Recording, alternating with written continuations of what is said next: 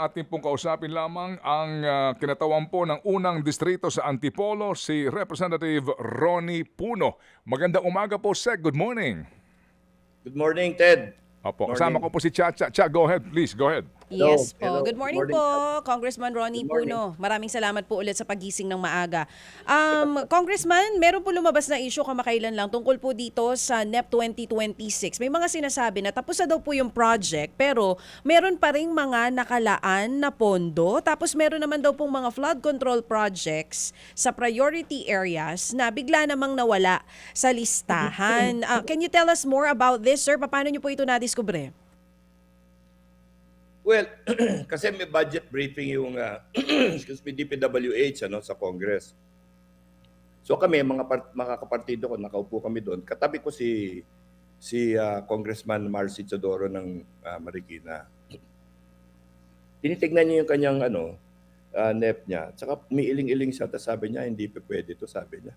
Tapos sabi niya sa akin Sec, sabi niya, isusuli ko na lang ito sa DPWH. Bakit? Sabi niya, lahat na linalagay nila dito mga project, tapos na to sabi niya. Tsaka kaisa-isang project na binisita ni Presidente, nawala dito, sabi niya. So sabi ko, teka muna, talaga, tignan ko ngayon yung akin din. Aba, ganun din ang nangyari. Parang yung mga proyekto na linagay doon ng district engineer namin, alinsunod sa master plan ng flood control program ng area namin, nawala rin lahat. Tapos napalitan na mga project na hindi ko naman alam kung saan galing. Wala naman nag-request nun. So, parang katakataka talaga. Ngayon, tinanong namin yung iba pang mga congressman. District 2 ng Antipolo, kay Congressman Acop, ganun din ang nangyari. Doon sa mga ibang mga lugar, ganun pa rin ang nangyari. Sabi ko, linahat na nila dito. Ang nakakatawa niyan nung dumating kami sa party leaders meeting, pinag-usapan namin dito, lahat ng mga party leaders sinasabi, kami rin, ganyan din ang nangyari. So sabi ko, nako, kailangan tignan natin na mabuti ito. Akala ko tapos na to Di ba? Diba, sa lahat ng investigasyon ba naman nangyayari sa 2025, ulitin mo pa naman dito 2026 habang nagkaka-investigasyon. Sus Maria Josep. Sabi ko, grabe talaga ito. Kailangan tignan natin mabuti. At saka, wag na natin i-focus sa criminal lang kasi yan ang ginagawa na naman ng Senado anyway Sabi ko, tignan natin sa proseso to para dapat ang gawin natin dito, solusyonan natin para hindi na kayang ulitin. Kahit na subukan nila, hindi na magagawa dahil yung proseso ay didepensahan na yung tamang mga desisyon. Hindi katulad ngayon na kung ano na lang gusto nilang gawin, nangyayari Basta yung pirma sa dulo, ang importante, yung mga pag-aaral, pagsisiyasat sa mga sa bandang umpisa, nababaliwala pagdating sa mga central office nila Kaya yun, nako, napakalawak pala ng pagyayaring ito. Malungkot talaga kasi, alam niyo, ang lalakas ng loob talaga grabe. Wala na. Finally, wala na yung budget process sa mga aral. Kung ang lalakas ng loob, tapos may mga binabanggit po kayo, kailangan solusyonan ito. Una muna, ano pong paliwanag ng DBM dito? Sino pong nagkalikot ng mga budget na binabanggit ninyo na kesyo tapos na, may pondo pa? Ano pong sabi nila tungkol dito? Maraming mga maraming issue diyan. Yung akin na tinatanong sa kanila, anong kailangan mo pag-aralan para yung 73, 73, 73, 73, 92, 92, 92, 92, na sunod-sunod nakikita mo sa budget. Anong kailangan mo pag-aralan para maisip mo na medyo suspicioso tong ganito? Na dapat tanungin mo to, ano ba ito? Mukhang hindi totohanan itong mga budget na pinisenta dito. Hindi nila pinapansin Hindi nila pinag-aaralan. Ang sagot sa amin, actually kami, tinitignan lang namin ceiling. Opo. So kung ang ceiling halimbawa 150, ganon. So kahit na 100 na 71, 71, 71, 71, okay yun. Mukhang okay sa kanila hindi pwede yun. Opo. Diba? Opo. Kung ito basahin ko lang po yung statement sa amin ng DBM. Ang binabanggit po kasi ni Congressman Ronnie, yung 71 million yun, pare-pareho po ang halaga ng project. Pero sinasabi sa iba't ibang mga lugar, actually nga po yung iba, makakatabi lang po kung yan ay ilog. Ito po sabi ng DBM DBM never prepares an agency's list of projects.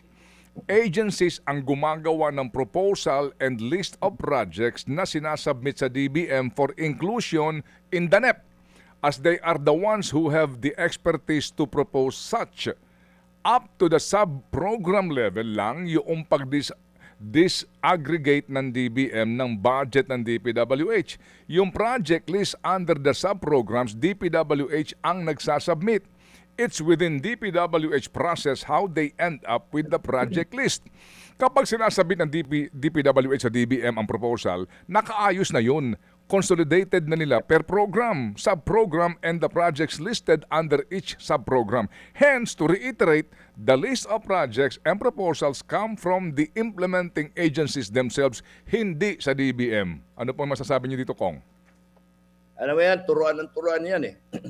Pag tanungin mo ng DPWH, sabihin na, hindi, actually, ang DBM ang nagre-release. Hindi naman kami ang mga rason kung bakit nagkanda-delay yan. Ngayon sa akin, kung pwede naman mag-desisyon ng DBM i-release at hindi i-release, ibig mo sabihin wala silang desisyon, suriin yung mga ganyan na napakalinaw naman na talaga may kalukuhan na nangyayari dyan. I mean, ano sila? Stenographer?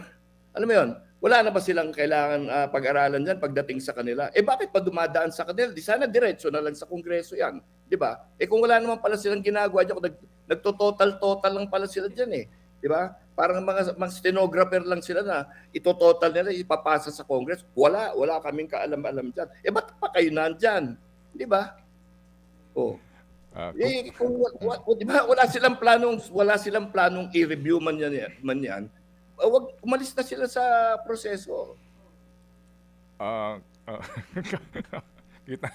Kasi nga po, Congressman, parang kung Department of Budget and Management. No? Management, kaya na nga eh. Di ba? Ano bang klaseng mga dahilan yan? At official statement nila dyan, nakakahiya naman yan. Ay, sus Maria. Hindi, pero sa akin talaga, pati sila, reviewin natin. Kasi hindi naman pwedeng nangyayari itong lahat na walang may nakakaintindi dyan eh. Kasi sila ang nagre-release ng budget. Sabi nga ni Senator Lacson, we need to find out who are the funders of this thing so that we can start filing cases and jailing people. Sino ba yung funder ng lahat ng gobyerno, ng buong gobyerno? Di ba, DBM? Di dyan tayo mag-umpisa. Idadahilan nila ba? Dahil, alam mo, DPWH ang pinaka binabantay ngayon, ano ha? Pero meron din mga projects sa mga ibang mga ahensya. Lahat naman yan eh. Sasabihin mo sa akin na pag-submit nila sa DBM, pikit mata, ipapasa na lang sa Congress yun. Alam namin hindi yun ang nangyayari eh. Ang haba ng proseso, Ted eh. Alam mo, nagsasubmit yung mga ahensya, December, January pa lang. Sasubmit na yan sa DBM. Pag-aaralan nila, hanggang Marso yan. No? And then, kailan dumadating sa Congress yan? Di ba kararating lang dito sa amin yan? Kailan? Nung first, yung after the SONA. Di ba? Okay. So, ibig mo sabihin, mula Enero hanggang July, nakatenga lang sa mga opisina nila yun. Wala naman tumitingin doon kasi na-submit na. Ano sila? Taga-collect, taga-compile, tapos ipapasa na lang sa amin. Nako, bakit ang laki-laki ng departamento kung gano'n, di ba? Siguro, dapat i-abolish na lang yan. Kung ganyan lang pala ang ginagawa nila eh. Pambira naman mga pagdahilan yan. Opo. Kung sabi din po naman ni Senator Lacson at maging ng ilang pang senador na nakakapansin nga dito na sinasabi niya, sa NEP pa lang may mga insertions na kumbaga meron daw mga naglalakuna na siyang bubuo ng NEP at sinasabi na ngayon pala magsingit na kayo rito para kasama na sa NEP. Obviously, ang pinatutungkulan po dito ay DPWH projects, no? Kaya ngayon, ito na po yung bunga nung NEP. Meron kayo napapansin na pare-pareho pa rin po yung amount. Sabi nga, distinct, sabi po ni Senator Lacson, yung mga halaga nito. So, dito po, paano ho ninyo ito malalaman ng katotohanan? Matutukoy po ang mga may gawa nito. Sa ano pong pamamaraan ito na inyong gagawin po, Congressman? May iba-ibang level yan, Ted, no? Yung district kasi hanggang 150 million. Yan, hinahanda yan sa district level. Kung sinasabing may insert, doon yung mga paglalagay lista ng project ng congressman na after talking to the barangay captains, yung mayor, at saka yung district engineer, doon nila ilinalagay yung projects. Kasi halimbawa, kung ang NEP mo for example is ang gawa 1 billion ganyan. Ang kailangan na projects na nilista ng lahat ng mga ahensya is mga 3 billion. Edi tatanggalin mo yung mga less priority, ilalagay mo yung priority. Yun ay papasok sa original NEP at the district level. Okay? Mm-mm. Yung regional, above 150 million, hindi na namin nakikita eh. Mhm. In fact, kahit dun sa 150, may iba dun makikita mo, central office. Which means kahit na ang limit niya is below 150, ang mag-implement niya, central office pa rin. Ganon. Mm-mm. Yung insertion, sinasabi ni Senator Lacson, after the district level na yon. You know, pwede ka mag-insert sa region. Pero hindi kami yon. Hindi kami yon. Mm-mm. Opo. Ano yun? Either the Senate, kasi ang Senate, they also have a budget that they're allowed to sponsor, no? Pero siyempre, nationwide yung kanilang constituency eh. Hindi ba? So, hindi na district budget yun. Parang, siyempre, at saka namimili sila ng lugar na tingin nila kailangan lagyan ng project, no? Opo. And then, siyempre, pagdating sa BICAM, yun, yung BICAM, Opo. yung nagka-problema sa 2025 budget, yung mga ginawa sa district, yung sinasabi ni Senator Lacson na doon pa lang, nag-insert na. Siguro meron mga kontratista at iniimbestigan nila ito ngayon, sana matutukan nila ito. Siguro may mga kontratista na nakiusap na sa ibang mga planning offices ng DPWH at naglagay na ng mga project sa mga distrito, no? Maaring alam ng congressman ito, maaring hindi nila alam. Pero yung insertion as a term, no? Wala hindi naman yung sa district level hindi insertion yun, initiation yun, di ba? Opo, okay. Inuumpisa mo lahat eh. Opo, Yung insertion pag kumpleto na, tapos itingit mo. O yun, sa taas yun, hindi Opo. sa House of Representatives. Okay. Para lang humailatag din natin Congressman, at maunawaan no? Kasi nga din, in fairness, kung ikaw ay representante ng isang lugar, alam mo yung needs ng lugar. So, Tama. halimbawa, Antipolo, alam ni Congressman yung kanyang mga priority na mga flood management o control projects. In all fairness naman, yun ang idea ng representation, kaya ka nga hinihahalal sa iyong distrito, no? So you initiate itong gantong uri ng programa pati sa pagkakalsada di ba? Ganun din po naman yan Ang problema lang nga kasi dito kapag nadudungisan na po nito pong mga pangungumisyon sa mga proyekto, yun po yung ibang usapan yun. But in this case nga po, sabi ni Congressman, initiation ang tawag dito. You initiate yung particular na infrastructure project, Congressman, no? Opo. Correct. Opo, para to help you explain this, para maintindihan nila where you're coming from. Pero ito ngayon, no? So, dito po sa sinasabi na tapos na yung project, may funding pa rin. Opo, so balikan natin yon. Ano ang inyong balak gawin po dito in the lower house? Tapos na po kayong makaharap ng mga taga-DBM. Sa macro presentation po ng budget. Anong balak niyo gawin ngayon, Congressman? Yung nangyari halimbawa sa Marikina, no? Hindi nangyari sa district level yon. Sa tingin namin, hindi rin nangyari sa regional level. Pati sa amin, yung mga pambababoy ng aming budget, ganun din yan. Nangyari sa central office yan. Okay? Either sa central office ng DPWH or sa DBM, pag-landing doon. So, yan ang tututukan namin sa aming investigasyon. No? Yun ang gagawin. Ngayon, dito sa budget namin ngayon, na nawalang yana, no? Paano namin susubukan i-remedyo ito? Alam mo, yung deadline namin for submission sa Senate is October 8 bago kami mag-recess. Kasi pag hindi namin sinubmit yan, pagdating sa Senate, huli na. No? Baka hindi umabot na ng taon, magre-reenacted budget na tayo. So, minamadali namin lahat ngayon. So, nag-meeting kami, mga party leaders, speaker, tinignan namin itong problemang to. No? At maraming ginawa si chairperson Mika Swansing na pag-adjust nitong ganito. Normally, Ted, alam mo ito dahil 'di ba may process na tawag nila sa budget, yung errata. Yung budget mo, tatanggalin mo ilan lines lang, sabi mo errata, 'di ba? Ngayon ang ginagawa ng APOR committee kasi nga nawalang lahat Parang hindi pwedeng errata kasi kung isa o dalawang line lang tatanggalin mo, may iwan yung 80% ng kalokohan na linagay sa budget mo, tapos ikaw pa masisisi. Mm. So, ang ginawa dito ngayon, nag-blanket consideration of revisions or changes in the budget, no. Ang ano kasi ganito ang unang ginawa nila, yung flood control budget, lahat ng project doon, tinignan nila against yung NOAA map. Alam mo yung NOAA map is Opo. gawa ng UP na kung, Opo. di ba, kung anong risk. Opo. Pag wala ka sa risk area na pula, no, highest risk, tinanggal nila yung mga projects. Okay?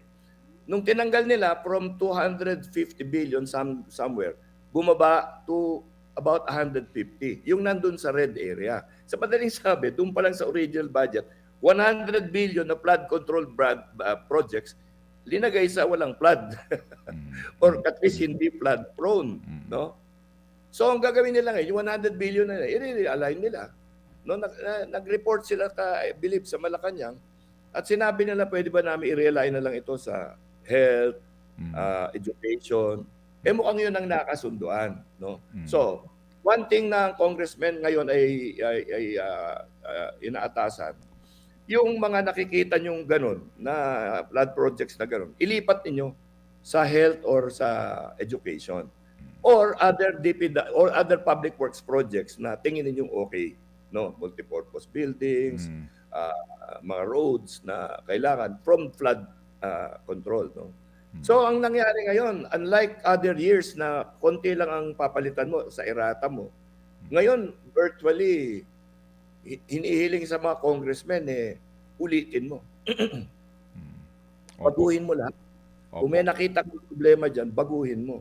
Ganun Opo. So, Sige, malaking so trabaho yan. malaking trabaho kasi magla-line per line kayo dito ngayon, ano po, sa NEP, and you really need to be eagle-eyed sa mga isyong ito. Nakakaunawa ka dapat sa budget process. Ngayon, ano lang po, Congressman, dito sa automatic na appropriations ng motor vehicle users charge. Alam po ninyo ito. Ito hong Yes. road users tax. Opo, central office na ngayon may hawak niyan at meron na Correct. silang binabatuhan ng mga distrito. If you notice, meron ba kayo nakita ngayon kung ano yung mga pinagpalang distrito na may nakalaan po para sa mga reflectorized na mga cat's eye na ganito? At saka yung mga rumble strips, mga pintura ho sa mga kalsada, pati itong mga roller barrier na ito, at pati ho yung solar lamp na mga poste sa kalsada. Ang problema na consolidate yung amount na yan with the whole DPWH budget. Hindi na nakahiwalay yan Ted.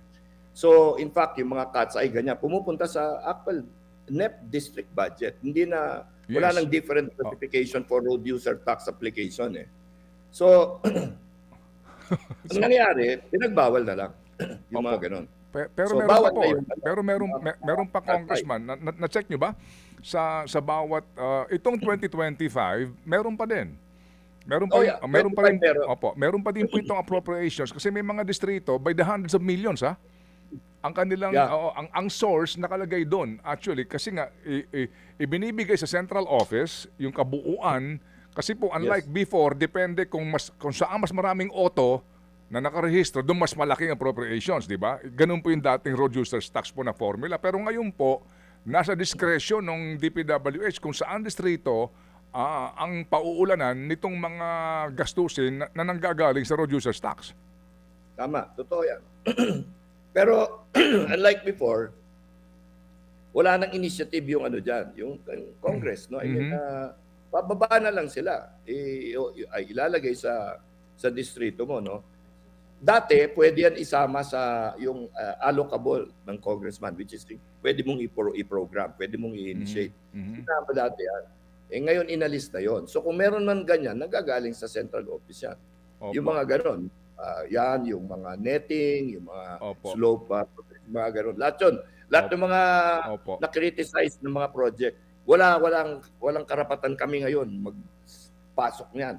Central office lang gumagawa niya. Okay, opo. Sige po, baka lang humara yung suriin po, Congressman, kasi kung central office nga, parang lumalabas dito, angutin po sa mga naririnig nga natin na kung saang distrito mas cooperative yung kongresista, if you know what I'm saying, opo, doon binubuhusan lalo na yung mga malalayo sa mata ng tao. Correct. Opo, doon Correct. binubuhusan and yun nga, no? Yung klarong-klaro na napaka-overpriced yung mga proyekto, Congressman. Mm-hmm. Alam mo, Ted, kaysa habulin natin isa-isa yung mga projects na yan, total, nagbago na yung kalihim dyan sa DPWH. Ako tingin ko, suggestion ko kay Secretary Vince, tanggalin niya lahat, mga taong involved dyan. Tanggal. Kasi itong proseso natin, alam mo, napakahalaga nito. It has to be given to people with clean hands. Di ba? Kung madumi yung kamay mo, puro kurakot ang nasa isip mo, hindi ka dapat gumagalaw ng budget eh. Hindi dapat dumaan sa'yo in any way eh. So tingin ko, lahat ng even, di ba sa public order, sa public service, you have to be above suspicion. Di ba?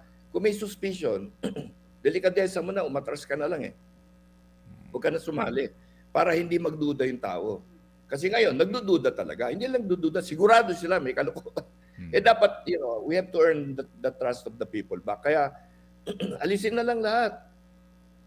Kung ako yan, the prohibition on certain products na alam naman natin, napakalaganap ang kalokohan dyan, i-ban totally na yan. Kasi ibaban nila sa district pero gagawin nila sa central office.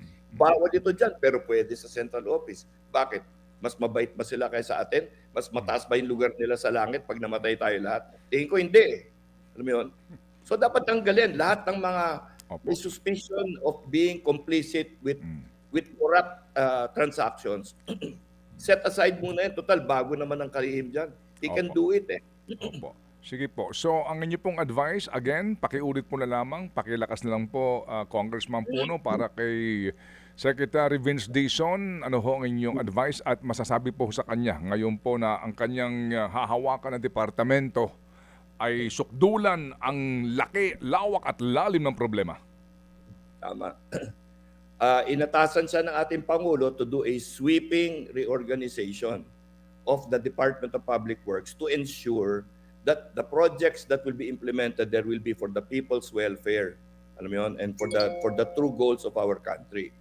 So, kung ang buong makinarya dyan ay sira, di ba, at napupunta lahat ng mga projects sa mga ganyang kalokohan, ako, ang suggestion ko sa kanya, total sweeping organization ang utos sa kanya. Ako tingin ko, tanggalin niya lahat ng may papel sa proseso ng budget at implementation ng projects nila na nagkaroon ng problema. Kasi kailangan we have to earn back the trust of our people. In a very justified way, people are now completely disgusted with the way things are going on there. And even kami mga bagong dating dito sa Congress din, mga bagong balik, ilang kami niyan. Malungkot talaga, masakit tignan ito eh, na pumasok kami dito tapos talagang nalalapastangan lahat. So I think lahat ng mga may even the hint of suspicion of involvement in these things should remove themselves from this process. And if not, the secretary should remove them. Kasi start afresh, di ba? Umpisa tayo ng para at least zero base, kumbaga. Kasi kung hahabulin mo yung mga nandyan, iisa-isahin mo, may kasalanan ba ito? May endless process yan. Alisin mo muna lahat. And then, maglagay ka dahan-dahan ng mga taong mapagkakatiwalaan sa lahat ng mga steps sa proseso na sensitive. Kaya naman yan eh. Kaya niya yan. Opo. Congressman, civil service rules and due process. Hindi, yan eh. Okay. Hindi mo naman tatanggalin without due process. Pero you can remove them from the budget process. Okay. You can remove them from the role in transactions that allow them to do kalokohan. It's an administrative action that a secretary can do. Opo. Kumbaga, kung gusto, may paraan, no? Kung ayaw, maraming dahilan. Congressman Ronnie, salamat muli po sa inyo pong paliwanag at panahon sa aming pong programa at kami po iaantabay sa inyong magiging aksyon dito po sa kaninyo ay mabigat na responsibilidad na isa-isahin ang bawat provision sa proposed national budget. Salamat po, Kong Ronnie. Thank you, Ted. Thank you, DJ Chacha. Opo. Salamat po na marami. Mga kapatid, Brothers and sisters, saan ka pa? Dito na tayo sa totoo.